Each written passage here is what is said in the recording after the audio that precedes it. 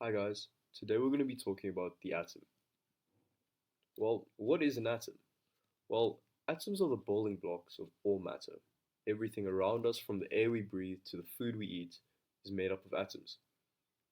An atom consists of a nucleus which contains positively charged protons and neutral and neutrons, surrounded by negatively charged electrons, and these electrons orbit the nucleus.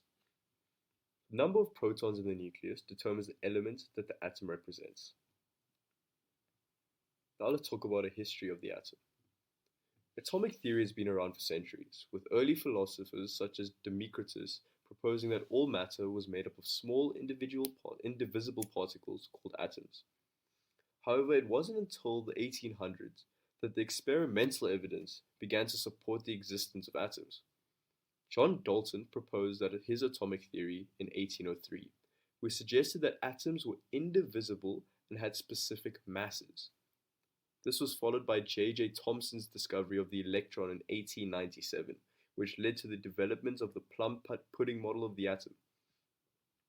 Ernest Rutherford's gold foil experiment in 1911 provided evidence for the existence of a small, positively charged nucleus at the center of an atom, surrounded by the negatively charged electrons.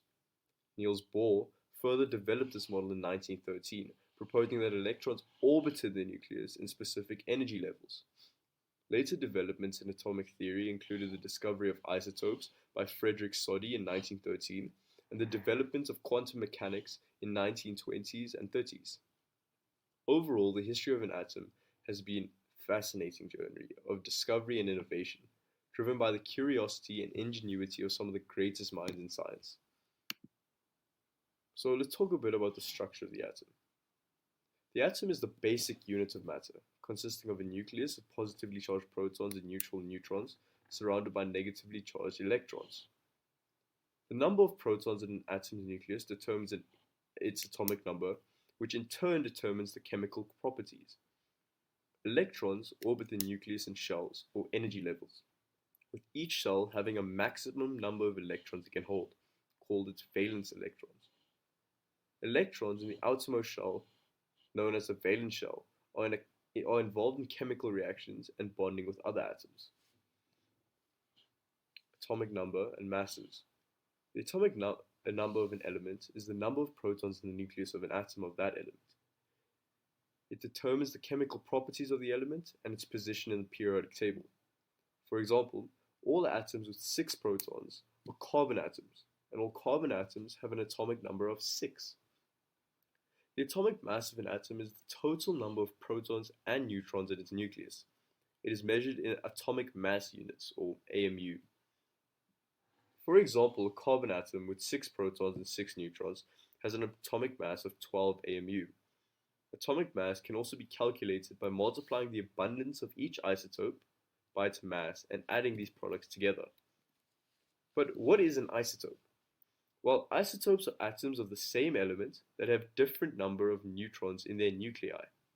This means that isotopes of the same element have the same number of protons and electrons but different atomic masses. Radioactivity is the process by which an unstable atomic nucleus emits particles or electromagnetic radiation.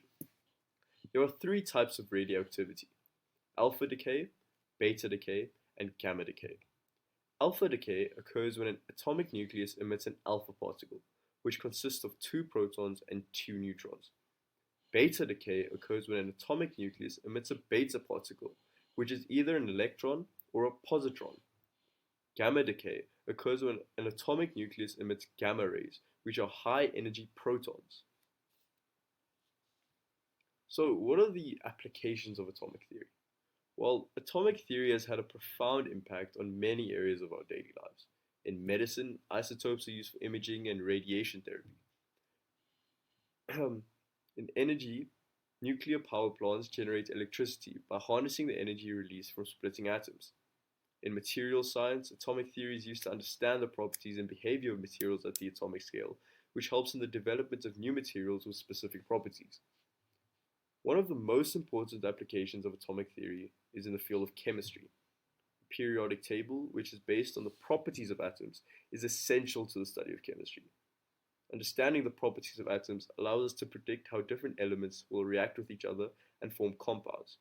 This knowledge has led to the development of many important products and technologies such as drugs, plastics, and electronics. Well, I hope you enjoyed today's lesson and I hope you learned a bit more about the atom.